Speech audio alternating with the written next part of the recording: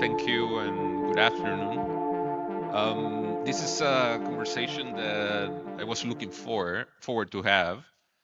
My mother used to be an architect, and she was telling me that there are two main things, aesthetically appealing and functional.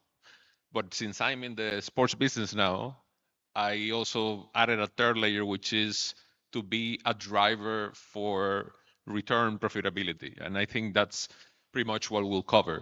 To give you a little bit of context, if we look at Europe, where we come from, you see the layout of the different venues and stadia, which is an aging existence. I read the other day that more than 80% of the venues in which the top sports properties play were built before 1999, for example, which is ancient history almost.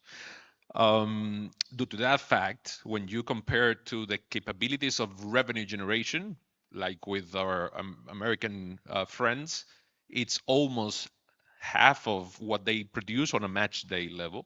So that's a big disadvantage in terms of business. Then you see what is happening in these regions, so North Africa, Middle East, and the drive from many of the states and the kingdoms in terms of modernizing the economy and the ecosystem.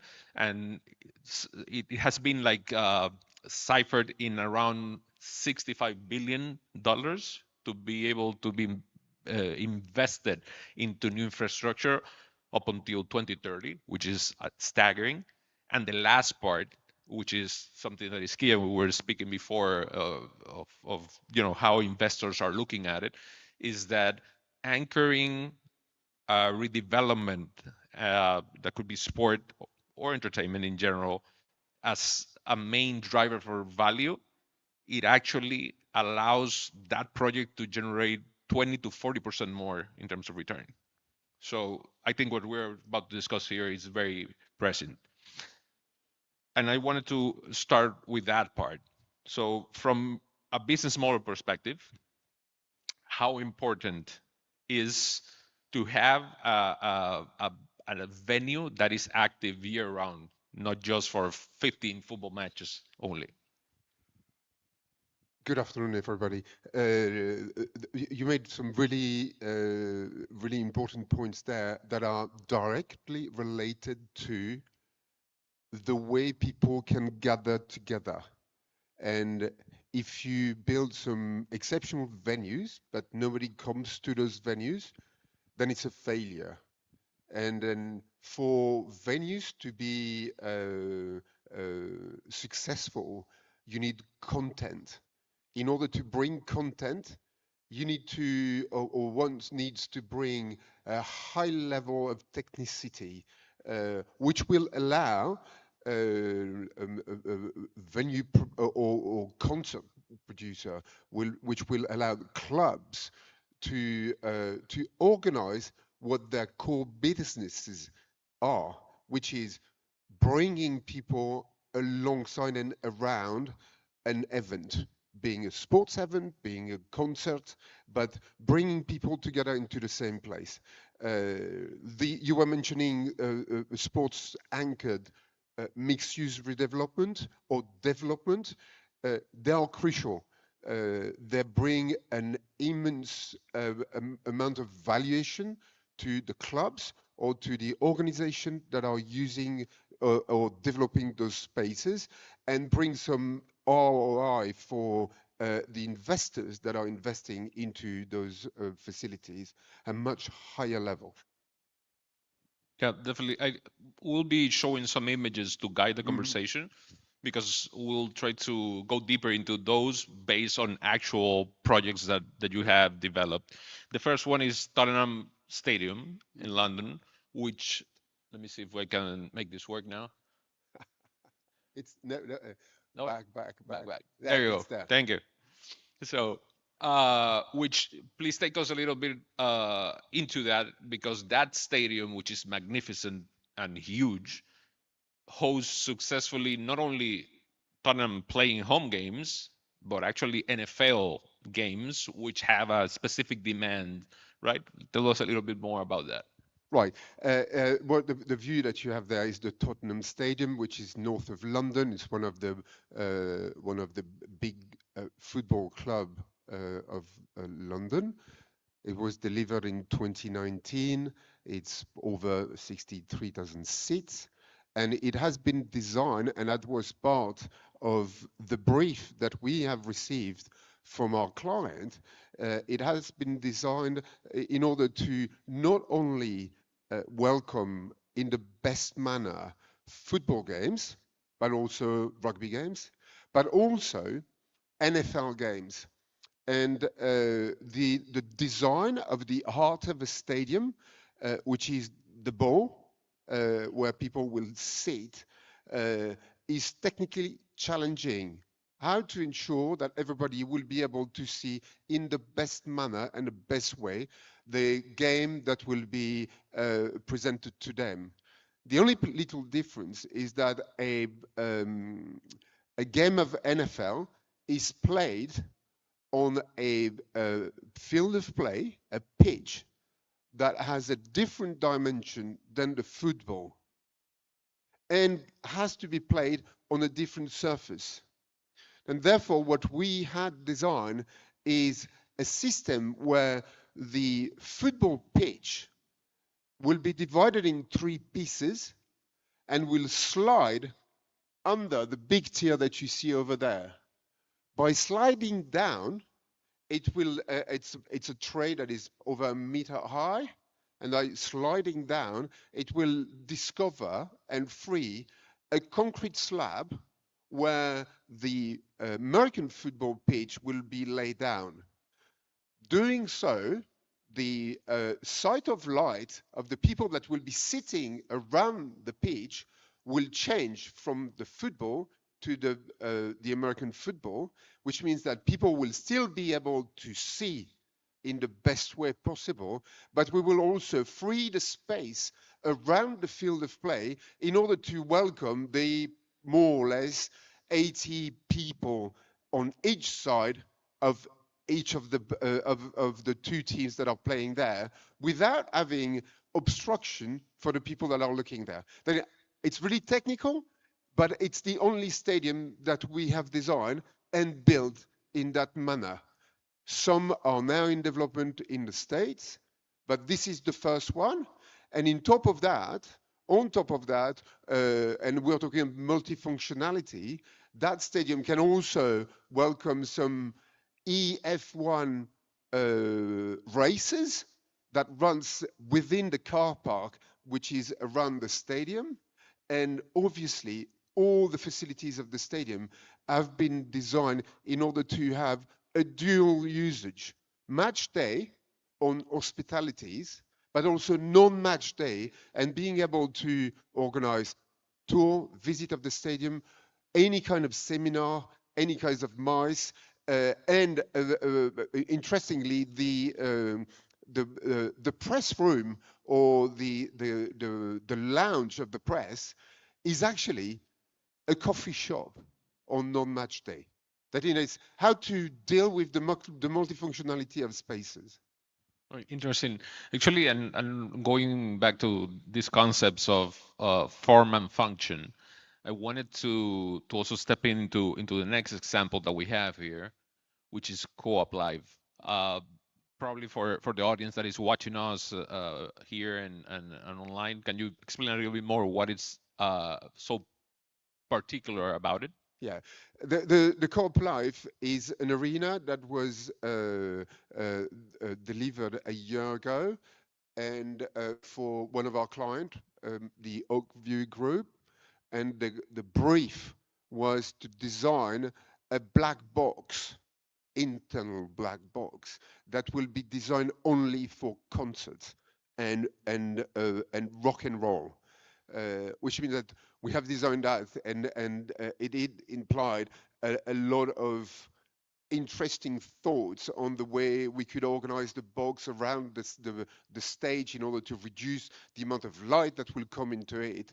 And that's one thing. It's a 23,000 seats arena, which is one of the most successful one in the UK for the moment. But it's also part of an entire development or redevelopment of the Manchester City Stadium, where we are currently doing the extension of the southern stand with a full development hotel, commercial, and then a fan zone that is actually connecting the two facilities, the stadium and the arena. That means that when we are talking about multifunctionalities, we are not talking only about the multifunctionality of the usages of the which are inside the facility. We're also talking about whatever is happening around. I was mentioning the sports anchored mixed development. I mean, this is an example of that, which is based on the renovation of an existing facilities. And then earlier you were mentioning about the fact that a lot of the stadium that we can see for the moment are actually quite old stadiums that are, a lot of them are renovated, rebuilt. We are doing something similar in Strasbourg, moving from 26 to 32,000 seats.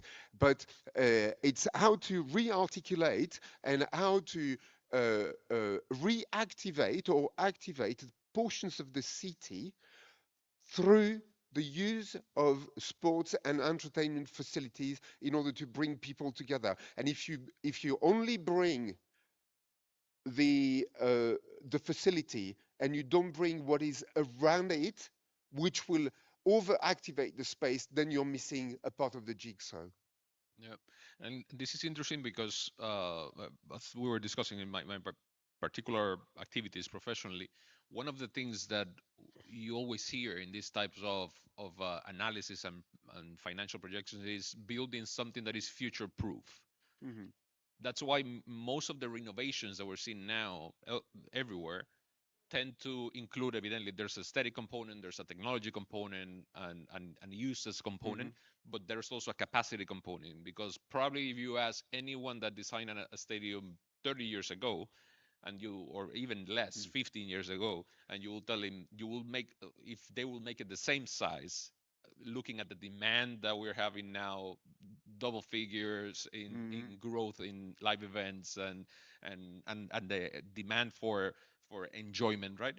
They will say, I will have put more seats in it for sure. And going into that, There's an inflation in capacities for the moment. exactly, there's an inflation capacity. With every inflation, we need to also think about bubbles, right? But the reality is that with the after the pandemic, especially with the surge in the that need for connection, it's not only about the capacity, but actually it's about the experience. And evidently, in that regard, I think this is something that it's almost too difficult to The, explain how it went. yeah, this is that venue is extremely special. This is the Sphere in Vegas. It's an extraordinary space, which is triggering some exceptional experience for all the spectators that are attending shows or projection. This one was the opening show of U2 into the Sphere, and well, coming out of the pandemic, we realized that not only the people, there was this need of getting back together and attending events, live events together, but there was also uh, all of that was merged to a certain extent with the use of the new digital world, and that venue is actually doing that. That means that although it was designed pre-COVID, it is potentially the best answer that we have ever designed for a post-COVID world where people can get together, they can be together, but also and experience together, but they can also be fully immersed into a new world.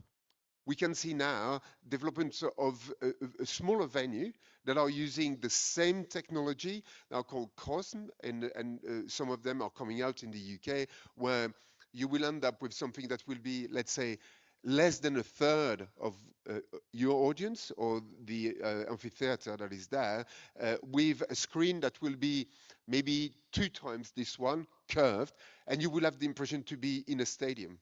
And depending on the position of the camera that will be positioned in the stadium to provide you the broadcast of that game, you will really have the impression to be in the stadium, and you will really have the impression to attend the game. That means that there's that mixture of the real being together and the immersion, which in fact enhance the being together.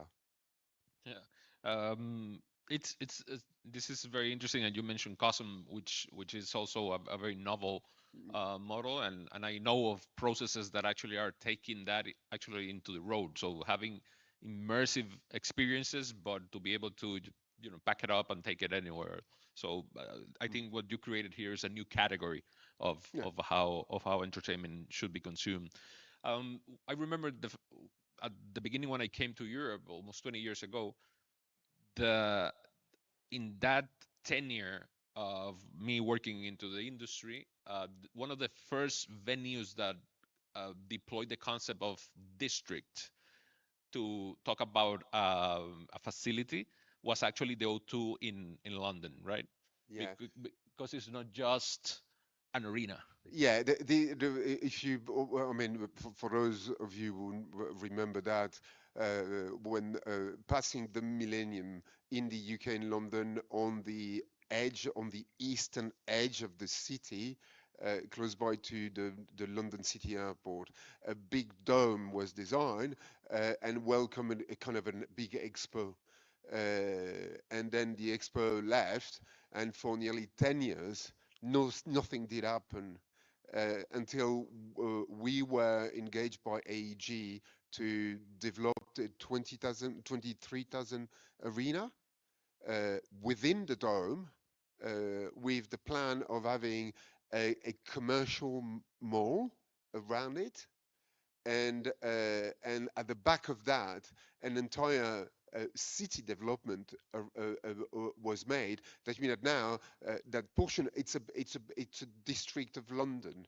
And what is exceptional in that is that the tent, which was there, has been used to uh, gather people and be the landing or the antichambre of what will happen within the facility itself. I'll talk about that later on when we will speak about the Grand Stade Hassan II, because it is exactly the same that we've been able to redeploy, but in a complete different configuration. Yeah. And actually, I wanted to ask you more of a opinion and an informed opinion about the realities, as I was mentioning at the beginning. So we have very old venues in Europe, in the MENA region. Not all venues or not all locations are suitable for macro venues of 20, 30,000, but there's a decent amount of mid-sized venues, right? Arenas, small arenas in local cities that are vibrant but are between 8 to 15,000, right? What are the things that, in your opinion, those projects need to take into account to go back to the concept of being future proof and being up to date into technology and usages? Mm. Well, pretty much everything. That means that whatever is developed, what we are presenting to you today are really large scale projects. But we are also working on much smaller venues where we apply the same thought, the same technologies, uh, because what is important is to bring people together. Is how do we welcome people? What will be the experience of the people that will decide to spend an afternoon, an evening in one of those venues? And that doesn't have to, it doesn't need a really large facility. You can have an exceptional time into a much smaller venue But whatever we learn from the large venue is always pushed back into the small one. And by the way, quite often what is happening too is that whatever we learn from the small venue is quite often also pushed back into the much larger venue. That, you know, there is a balance there, and it depends also on the different types of market. We were talking about those sports anchored development. You will find types of development that are of different scales based on the different place where they are developed.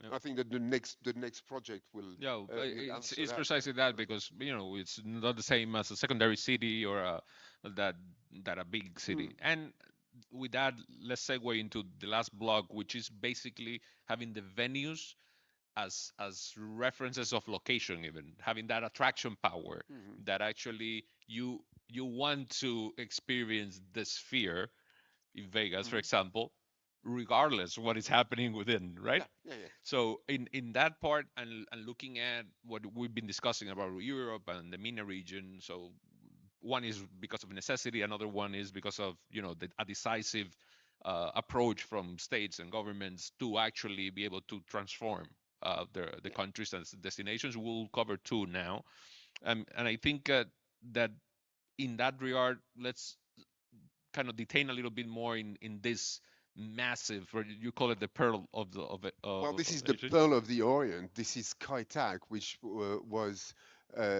opened 2 weeks ago. It's a 50. Well, sorry, it's wrong to say that, but it's a 50,000 seat stadium. But it's actually the anchor of a much wider and larger redevelopment in Hong Kong, a stadium that is which skin, it's an exceptional skin that is made of panels that change aluminum panels that are changing colors, and with a big opening onto the Bay of Hong Kong. But what is really important is the entire development that is around, which has been master planned with with the stadium, and then again it's how to bring people out to make sure that a certain district will thrive because of the multiplicity of offers that are around or into the facility. That means that what we have there, it's what is important is the stadium, but it's also the commercial that is around. It's also the connection. It's also the infrastructure that has been developed in order to get there. And then all of that will lead, I think, really naturally to the next project, which is the Hassan II Stadium in Ben Slimane, and we are in Rabat, that means we're in Morocco. We've been talking a lot about the CAN, the CAN, which will start on the 21st of December, where the final and some of the games will be organized into the Moulay Abdallah Stadium, the Stadium of the Far in Rabat, that we are currently designing and building. But and then at the back of that, we have the vision of the kingdom for 2030 and beyond. We have the organization and the award by the FIFA of the World Cup 2030 to Spain, Portugal, but Morocco. And we are facing the the will of being able to welcome the final within the facility that will be compliant with the requirement of FIFA 2030. And this is what we've been designing. We've been designing that in association with Oplasi and Tariq Walalou, which is our colleague and architect. And you were talking about people willing to come to a place, not not only because of what will happen within the place, but just because it's the place. Having being able to go there, you go to Paris, you'll go and you will see the Eiffel Tower. What do you have to do in the Eiffel Tower? I mean, you will go up to the top, you will see Paris, you will go down. This is the only thing that you will have done, but you will have experienced Paris.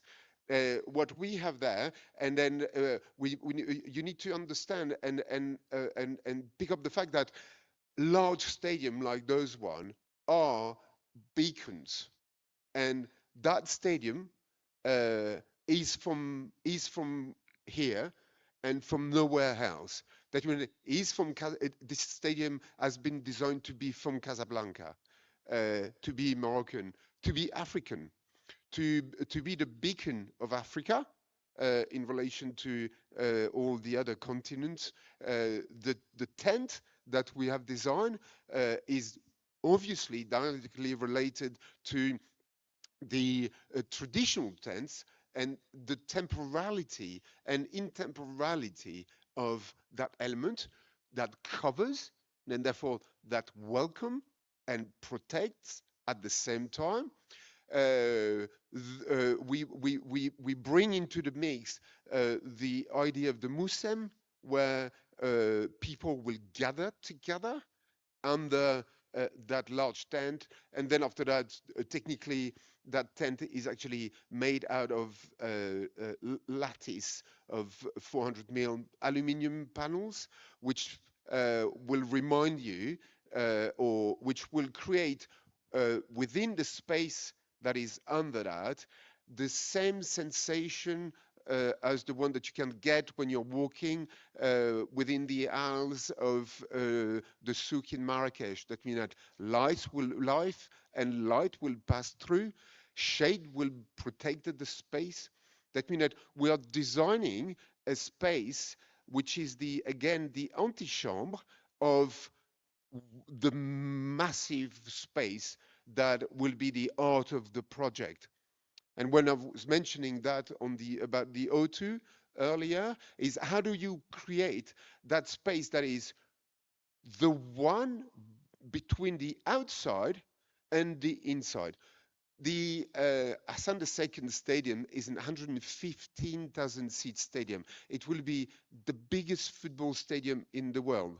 It will be one of the largest stadiums in the world based on its overall capacity, but it will be the only one with a proximity of the tier that will be similar to a stadium à l'anglaise, with an hyper proximity of all the people that will be around the stadium. And then the question was, how do we connect and how do we bring the people that will come to an event in that stadium, how do we bring them into that massive space? And this kind of space, you only get the scale of those spaces if you manage to see a bird flying in between, because when you see a bird in a space like that, it gives scales and it helps you to understand how big it is, because when you're looking at someone that is 150 meter in front of you on the opposite tier, you cannot get the scale of it. We are talking about an exceptional space. How do we bring people from outside to that space? And then the idea was to create that inner space that is under the tent. And then when you have a tent, and if you remember the last time you've been into a tent, you have a tendency to, you lower down your head because you have to go under. And there is humility before getting into that space, which will be the link between the outside and the massive inner space. We've been working a lot on all of that and try to understand what are the sequences of approach between the outside to the inside. That's one thing, but what is extremely important, and that's to conclude the conversation that we have just had, is that we were talking about those sports anchored facilities that will develop a new district. It's not only the stadium that we're talking about. We're talking about all the facilities that will be designed and built around that could potentially give the opportunity to the kingdom to be the first African country to organize an Olympic competition. It's also the positioning of a transportation hub that will be at the cross between the high-speed line that will come from Tangier and that will go down to Marrakesh, and the connection between with an overground between Ben Sliman, which is the place where you go to have a picnic, and Casa. And how do you bring also, when it's not an international event, how do you bring the two clubs, the Raja and the Wydad, when they're playing against each other, big one, like the one that will happen on Saturday, but also when they're playing the other teams, and then in between that brand new stadium and the transportation hub, there's a full urban redevelopment or development that is now planned. That means that the stadium is not and cannot be a white elephant.